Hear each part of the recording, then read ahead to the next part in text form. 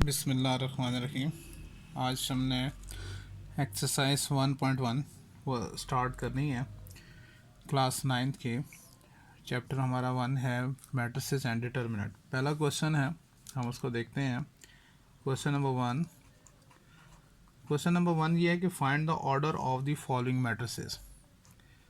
Find the order of the following matrices. In matrices के हमने order बताने हैं, ठीक है। देखें, आपकी बुक में ए से लेके एच तक पार्ट्स दिए हुए हैं। लेट्स सपोज हम ए की बात करते हैं। ये मैट्रिक्स दिया हुआ है और उसके एलिमेंट्स हैं 2, 3, -5 और 6। हमसे कहा गया है कि हमने इसका ऑर्डर बताना है, ठीक है। ऑर्डर के बारे में हम पहले जानते हैं कि ऑर्डर कैसे मालूम होता है। ऑर्डर का हमने फार्मूला जो सा है लास्ट लेक्चर में हमने सीखा था कि ऑर्डर आप फाइंड कर सकते हैं। ऑर्डर का ये फार्मूला है कि order is equals to rows by columns. Number of rows और नंबर ऑफ़ कॉलम्स जो हैं वो हमें बताने चाहिए, ठीक है। जैसे आप इस मैट्रिक्स में देखें तो सबसे पहले हम देखें यहाँ पे रोज़ कितनी है, 2 रोज़ हैं। तो आप यहाँ पे लिख सकते हैं कि नंबर ऑफ रोज़ कितने हैं, वो हैं 2 रोज़ हैं, ठीक है। और नंबर ऑफ़ कॉलम्स कितने हैं, नंबर ऑफ कॉलम्स, तो कॉलम्स भी हम देखें तो वो कितने हैं, 2 कॉलम्स हैं, ठीक है। तो हम इसका ऑर्डर बता सकते हैं। तो फिर ऑर्डर क्या होगा, ऑर्डर इज़ इक्वल्स टू सबसे पहले रोज़, ठीक है। कितनी रोज़ हैं, 2 बाय, और कॉलम्स कितने हैं, वो भी 2 हैं। तो ये इसका सिंपल जो सा वो आंसर आ जाएगा, ठीक है। इसके बाद बी बिल्कुल सेम है ऐसा। आप सी देखें, सी एक मैट्रिक्स दिया हुआ है और उसके एलिमेंट्स हैं 2 और 4, ठीक है। तो हमने इसका ऑर्डर बताना है। सबसे पहले हम इसकी रोज़ देखनी है। तो नंबर ऑफ़ रोज़ कितनी है, नंबर ऑफ रोज़, कितनी रोज़ हैं आप देखें, सिंगल एक ही रो है, ठीक है। तो 1 आ जाएगा। फिर उसके बाद हमने नंबर ऑफ़ कॉलम्स काउंट करने हैं। नंबर ऑफ़ कॉलम्स कि इसमें नंबर ऑफ़ कॉलम्स कितने हैं, तो आप देखें 1, 2 कॉलम्स हैं। तो फिर ऑर्डर क्या होगा, ऑर्डर इज़ इक्वल्स टू सबसे पहले रोज़ 1 बाय 2, ठीक है जी। इसके बाद जो सा है एक डी मैट्रिक्स दिया हुआ है जी, उसको भी डिस्कस कर लेते हैं। डी मैट्रिक्स का हमने ऑर्डर बताना है और वो है ऐसा है 4, 0 और 6, ठीक है। अच्छा जी, तो इसका ऑर्डर क्या होगा, हमने उसी तरह से सबसे पहले इनके रोज़ देखनी है। कितनी रोज़ हैं, 1, 2, 3। तो आप लिखोगे नंबर ऑफ रोज़ और वो कितनी है, 3 रोज़ हैं। तो नंबर ऑफ़ कॉलम्स कितने हैं, नंबर ऑफ कॉलम्स अगर वो काउंट करें तो वो कितने हैं, सिंगल कॉलम है। तो फिर ऑर्डर क्या हो जाएगा, order is equals to rows by column. Rows कितनी है, 3 बाय 1। तो ये इसका जो सा है वो। इसी तरीके से आप जो नेक्स्ट हैं वो भी आप फाइंड कर सकते हैं। मैं लास्ट वाला जो सा है एक और उसको डिस्कस कर लेते हैं, एच वाला, ठीक है, मैट्रिक्स। और उसके एलिमेंट्स हैं, हमें बताया हुआ है 2, 1, 3, 0, 4 और 6। तो क्वेश्चन ये है आपसे कि इसका ऑर्डर बताएं, ठीक है। तो हम ऑर्डर कैसे बताएंगे, सबसे पहले हम रोज़ काउंट करेंगे। तो लिखेंगे number of rows, number of rows, कितनी रोज़ हैं, काउंट करें 1, 2 रोज़ हैं। और नंबर ऑफ़ कॉलम्स कितने हैं, नंबर ऑफ़ कॉलम्स, तो आप वो काउंट करें तो कॉलम्स कितने हैं, 1, 2, 3। तो फिर ऑर्डर क्या हो जाएगा, ऑर्डर ऑफ मैट्रिक्स एच जो सा हो जाएगा, सबसे पहले रोज़ 2 बाय 3। तो इस तरह से हम जब हमें कोई मैट्रिक्स दिया गया हो तो हम उसका ऑर्डर जो सा है वो बता सकते हैं। इसके बाद क्वेश्चन नंबर 2 है एक्सरसाइज 1.1 का कि which of the following matrices are equal, कि इनमें से कौन कौन से जो मैट्रिसेस हैं वो इक्वल हैं। अगर आप देखें जो पहला मैट्रिक्स लिखा हुआ है मैट्रिक्स ए, और उसका एक ही एलिमेंट है और वो एलिमेंट है 3, ठीक है। तो हम बाकी अगर मैट्रिसेस पे ज़रा नज़र दोहराएं तो सी मैट्रिक्स मुझे लग रहा है कि वो इसके इक्वल है। वो कैसे कि सी मैट्रिक्स के जो एलिमेंट है वो 5 - 2। तो आप गौर से देखें तो इसका भी ये 1 रो 1 कॉलम है और 5 - 2 ये भी 3 होता है। तो इक्वल मैट्रिसेस के लिए ज़रूरी था कि उसके अंदर हमने दो बातें पढ़ी थी। अगर आपको याद हो लास्ट लेक्चर में मैंने आपको समझाया था कि जिन दो मैट्रिसेस के बारे में हम जिक्र कर रहे हैं कि वो इक्वल हैं, उनके अंदर दो बातों का होना ज़रूरी है। क्या क्या, अगर आपको रिकॉल करा दूं। पहली बात, फॉर इक्वल मैट्रिसेस के लिए, फॉर इक्वल मैट्रिसेस, अगर आपको याद हो लास्ट लेक्चर में मैंने समझाया था इक्वल मैट्रिसेस के बारे में। तो इक्वल मैट्रिसेस के बारे में हमने ये कहा था, पहली बात, order should be same, order should be same, कि ऑर्डर सेम होने चाहिए, ठीक है। फिर दूसरी बात, corresponding element should be same, corresponding elements should be same. तो ये दोनों बातें जो सी हैं वो पूरी होंगी तो दोनों मैट्रिसेस एक दूसरे के इक्वल होंगे, ठीक है। ये हमने याद रखना है इक्वल मैट्रिसेस के लिए, ठीक है। मैंने साथ नोट में लिख दिया। अब यहाँ पर देखें, हमने पहले बता दिया ये भी 1 by 1 ऑर्डर है, ये भी 1 by 1 ऑर्डर है, यहाँ पे 3 है तो यहाँ पे भी 3 है। तो इट मीन कि ए जो सा है वो सी के इक्वल है। तो हम लिख सकते हैं matrix A is equals to C, ठीक हो गया। अच्छा, इसके बाद अगर हम बी मैट्रिक्स को देखें, हमारे पास एक बी मैट्रिक्स है और उसके एलिमेंट्स नज़र आ रहे हैं 3 और 5, ठीक है। क्या इसके इक्वल कोई और मैट्रिक्स है 3 और 5 के? तो बिल्कुल है, आई मैट्रिक्स। अगर आप देखोगे तो आई मैट्रिक्स जो सा है वो इक्वल है। कैसे? ये एलिमेंट 3 है और यहाँ पर 3 + 2 है, ठीक है। यानी 3 + 2 करें तो वो भी 5 होता है। इसका ऑर्डर क्या है? 1 रो है और 2 कॉलम है, 1/2, ये भी 1/2 है। और कोरस्पॉन्डिंग एलिमेंट यानी यहाँ 3 है तो यहाँ पे भी 3 है, यहाँ 5 है तो इस कॉर्नर में भी 5 है। तो इट मीन कि matrix B is equal to matrix I, ठीक हो गया। अच्छा जी, उसके बाद सी भी हो गया। डी की बात करें जी, डी मैट्रिक्स जो सा है वो है हमारे पास 5 और 3। क्या कोई और मैट्रिक्स है इसके साथ का? डी मैट्रिक्स के साथ का कोई भी नहीं है, ठीक है। तो अब डी मैट्रिक्स तो नहीं होगा।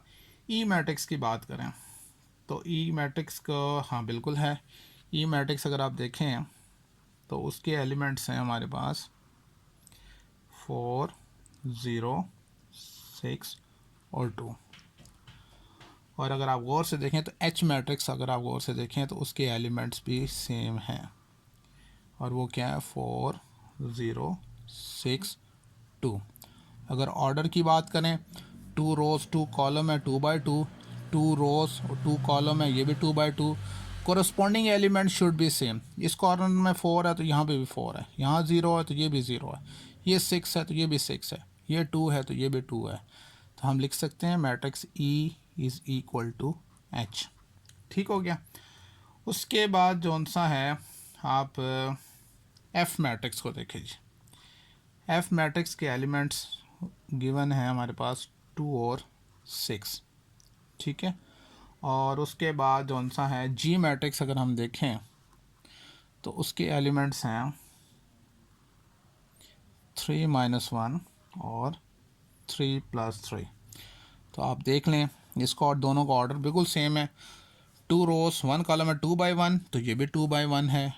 3 - 1 ये भी 2 है, ये 6 है तो 3 + 3 ये भी 6 है। इसका मतलब है हम लिख सकते हैं कि matrix F is equal to matrix G, ठीक हो गया। अच्छा जी, उसके बाद जो सा है और इसके साथ मैं एक और देखूं तो जे भी जौन सा है वो भी इक्वल है। अगर जे मैट्रिक्स अगर आप गौर से देखें तो जे मैट्रिक्स का भी कुछ ऐसा ही सिलसिला है। सॉरी, वो जे मैट्रिक्स इसके इक्वल था। सॉरी, जे मैट्रिक्स हम मैंने भी नज़र दोहराई है तो वो 2+2 लिखा हुआ है, 2-2 है यहाँ पर, 2+4 है और 2+0 है। अगर आप इसके एलिमेंट्स देखें गौर से, जो मैं देख रहा हूँ, ये 2/2+4 है, तो इसका मतलब ये एलिमेंट जौन सा है वो इस एलिमेंट के इक्वल है। ठीक है, 2-2 0, ये वाला एलिमेंट जौन सा है वो इस एलिमेंट के इक्वल है। 2+4 6, तो आप देख लें ये वाला एलिमेंट जौन सा है वो इस 6 के इक्वल है। और 2+0 तो क्या हो जाता है, ये भी 2 हो जाता है। तो आप देखो ये वाला एलिमेंट जौन सा है ये इसके इक्वल है। तो यहाँ से एक चीज़ नज़र आ रही है, E is equal to H is equals to J. तो आप यहाँ पे लिख सकते हैं E मैट्रिक्स E जौन सा है वो इक्वल टू एच के और वो इक्वल टू किसके हैं, जे के।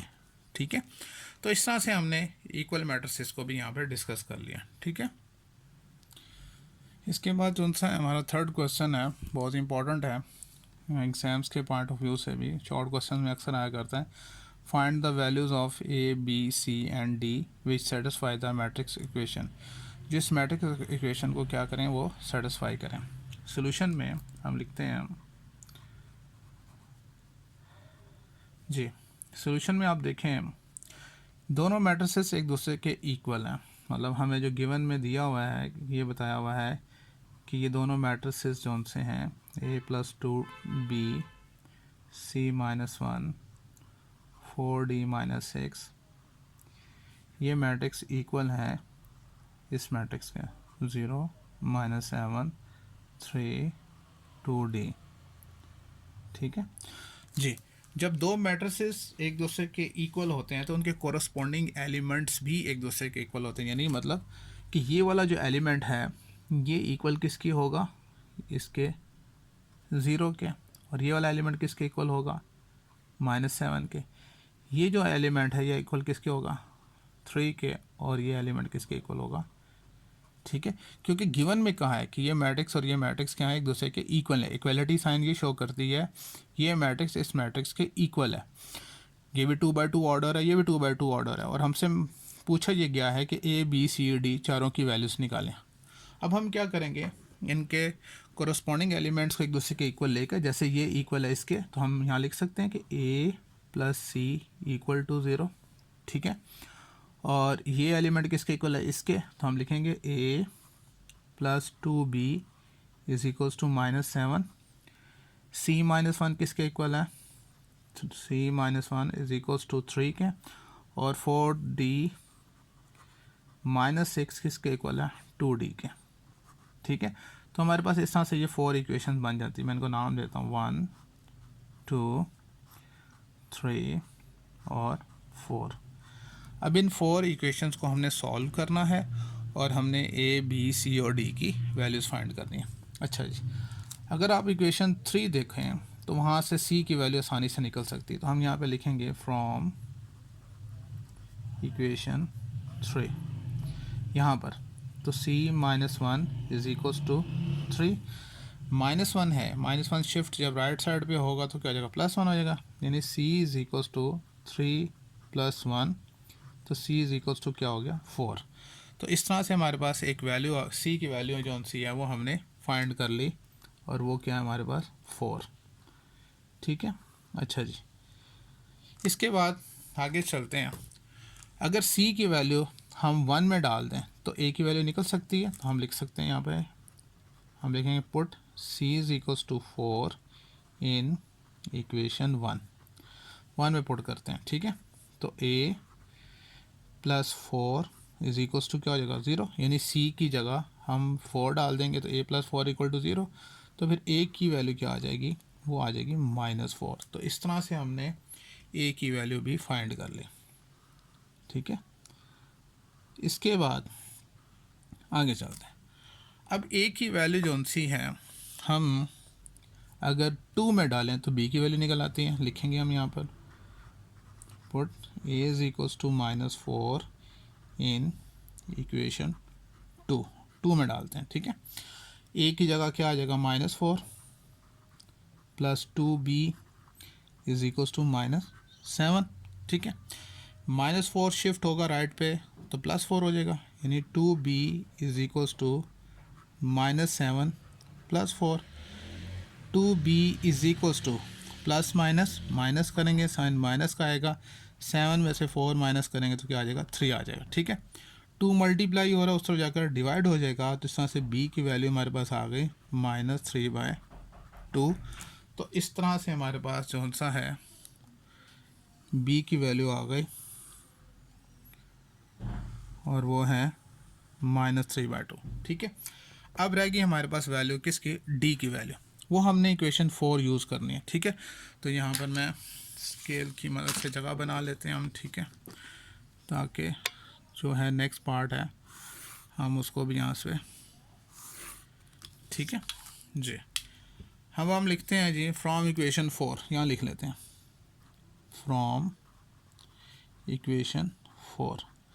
इक्वेशन 4 क्या है, 4d -6 is equals to 2d।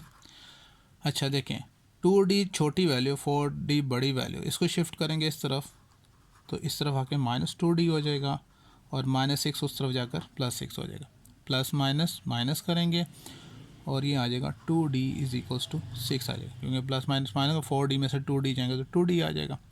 2 multiply हो रहा उस तरफ जाकर डिवाइड हो जाएगा, तो इस तरह से d की वैल्यू हमारे पास क्या आ जाएगी, 3 आ जाएगी। तो हमने इस तरह से इस d की वैल्यू भी हमने फाइंड कर ली और वो क्या है, 3, ठीक है। इस तरह से हमारे पास वैल्यूज़ आ गई। देयरफॉर लास्ट में लिख सकते हैं देयरफॉर वी हैव, तो हमारे पास वैल्यूज़ क्या बनी, हम लिखेंगे a is equals to -4, b is equals to -3/2, c is equals to 4 and d is equals to 3। यही हमारा रिक्वायर्ड आंसर था। उम्मीद है आपको समझ में आ गई कि पूरी एक्सरसाइज, लेकिन फिर भी अगर आप कोई प्रॉब्लम देखें कोई, तो आप कमेंट में डिस्कस कर सकते हैं। Thank you.